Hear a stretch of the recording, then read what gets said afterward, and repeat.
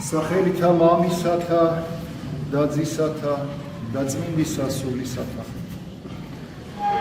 ეს არის პირველი კვირა სულთმოფენობიდან და ამ კვირას ეწოდება ყოველთა წმინდათა კვირა. ეს ყოველთა წმინდათა რატო ქვია? იმიტომ რომ სულთმოფენობის ძალი სულიწმინდით გამბრძნობილი ადამიანი, რომელიც ღებულობს აი ამ დიდ სიწმინდეს, ის გამზადებულია ამისთვის. რით არის გამზადებული? გამზადებულია სინანულით პირველ რიგში, რომ იგი ინანიებს აი ამას ყოველივეს და რაც თავარია, როგორც დღევანდელ წაკითხულ სახარებაში წერია, ქრისტე რო გვეუბნება, რომელმაც არ აიღოს ჯვარი თვის და არ შემომიდგეს, იგი არ არის ჩემ და ღირსიო. ხალხო, აი ეს წმინდანები უდრტვინ ველად წუწუნის გარეშე მადლიერებით ღებულობენ აი ამ წარე ჯვარს. წარე ჯვარი რატო ვთქვი ახლა? იმიტომ რომ ზოგისთვის ეს ჯვარი იმდენად ძნელია, აი ჩვენი წარმოდგენით, რომ წარმოვიდგინეთ, რომ ზოგჯერ ნაკუწ აკუწავენ ხოლმე და მას ყველაფერს მადლიერებით ღებულობს. ზოგჯერ ხდება ხოლმე, რომ ადამიანი ან გავარვარებულ ადუღებულ ზეთში, ან თქვათ უზარმაზარ ლოდს დაადებენ გულზე, ან თქვათ ჯვარზე გააკრავენ, ან და მრავალი ასეთი წერტილი და ეს ყველაფერი არის ღვთისგან დაშვებული. რატომ? რომ მარადიულობაში ამ ადამიანმა უმაღლეს საფეხურს მიაღწიოს, სადაც თვით ბრწყინვალე ანგელოზები უფალი არის დავანებული და ამას რატო გეუბნებით, რომ ეს ყოველთა წმინდათა კვირიაკე გვახსენებს, რომ ჩვენც უნდა განვეღმრთოთ. ხალხო, რას ნიშნავს უნდა განვეღმრთოთ? ქრისტე ტყუილა კი არ ჩამობძანდა, ტყუილა კი არ დაითმინა ჩვენ გულისთვის შოლტიცემალ, ანძღვაგინება, შეფრთხება, ჯვარზე გაკვრა. ეს იმიტომ გააკეთა, რომ ჩვენ გავიაზროთ, რომ ღმერთი განკაცდა, იმიტომ რომ თვითონვით ჩვენთაგან უნდა განვეღმრთოთ.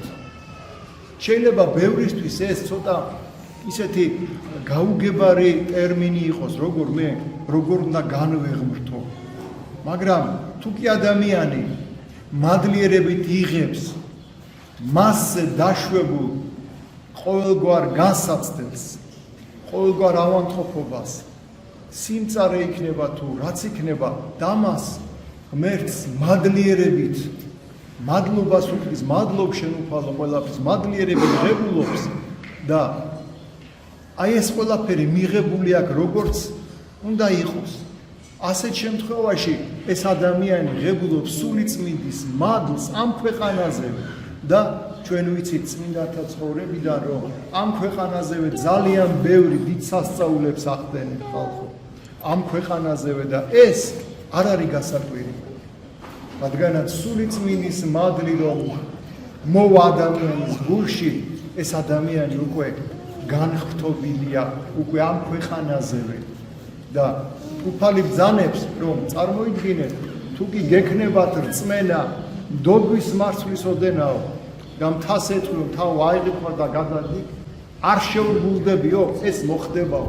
ესე დიდი სასწაული წარმოიდგინეთ ხალხო და ეს შემთხვევით არ არის დღეს ნათქვამი. და კიდევ ერთსაც დავამატებ, დღევანდელ წაკითხულ სახარებაში უფალი ბრძანებს, რომელსაც აღმიაროს მე წინაშე კაც და მეც აღვიარო იგი წინაშე მამისა ჩემისა, ზეცათა ისა. ეს რაზე მეტყველებს? ეს მეტყველებს იმაზე, რომ აქ მარტო აღიარება ის კი არა ის, რომ ღმერთი არსებობს და მე მწამს ღმერთი. ესე ეშმაკმაც იცის, რომ ღმერთი არსებობს.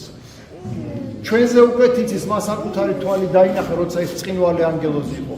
თავარი არის საქმე მან შენ მან გამოგაჩინა შენ, რომ ღვთის შიში გქონდეს, ღვთის მოწიწება, სიყვარული და თვითონ ჩვენთაგანმა უნდა ვაკეთო ეს ორი საქმე.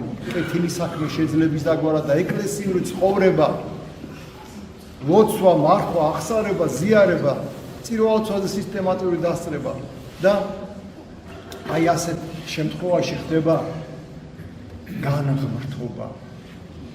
მოდით შემოკეთილებო, გავიაზროთ ეს ყველაფერი და დღეს პირველი კვირა და აქედან იწყება თქვა სულთმოფენოები და მერე მეორე კვირა, მეათე კვირა, 30-ე კვირა. ანუ ეს პირველი კვირა აი სულთმოფენოებიდან იმ დიდებული დღიდან, როდესაც სულიწმინდის მადლი მოევლინა მთელ კაცობრიობას ამ ასოცი ადამიანის სახით და მოდით ახალი ფურცლიდან დაიწყეთ ცხოვრება. ეს ცხოვრება ახალი ფურცლიდან უნდა იყოს ღვთისადიდებლად. აუცილებლად თქვენი ჯვრის უდრტვენელად ზიდვა. ბევრს ვერ წარმოვიდგენია რა არის ეს ჯვარი. ეს არის ის, რასაც უფალი დაუშვებ ჩვენზე, უფალს არაფერი არ ეშლება. შეიძლება თქვას, რომ კაცო ესე ცუდად მეკცევია, ესე არ მაქცევენ ყურადღებას, თქვა, ცილსამ წამებენ, მაგდებენ სამსახურიდან. გასაგებია, ქვეყანა ეს სიცრუესაზე და ძევს. ქრისტემდეს და ქრისტეს შემდეგაც და ეს გვახსოვდეს, რომ ერთი ღერით მარ დავარდება ადამიანს ღვთისგანგების გარეშე და მადლიერებით უნდა ვატაროთ ჩვენი ჯვარი, რაც უფალმა დაგვადო ქედზე. ღმერთმა დაგლოცოთ, ღმერთმა გაგვეთხოვოთ და ყვარიდან იწყება უკვე პეტრე-პავლოვის მარხვა. პეტრე-პავლოვის მარხვა არის ყველაზე მსუბუქი მარხვა. ამ მარხვაში თევზი იჭმება. ოთხშაბათ პარასკევის გარდა რა თქმა უნდა. და ეცადეთ, რომ ამ მარხვაში თუ შეძლებთ ყოველ კვირა ეზიაროთ. ვინცაც რა თქმა უნდა შეგიძლიათ. ღმერთმა დაგლოცოთ, ღმერთმა გაგვეთხოვოთ და უფალი იყოს თქვენ და სრულიად საქართველოს მფარველი, ჩვენთან არსებობს.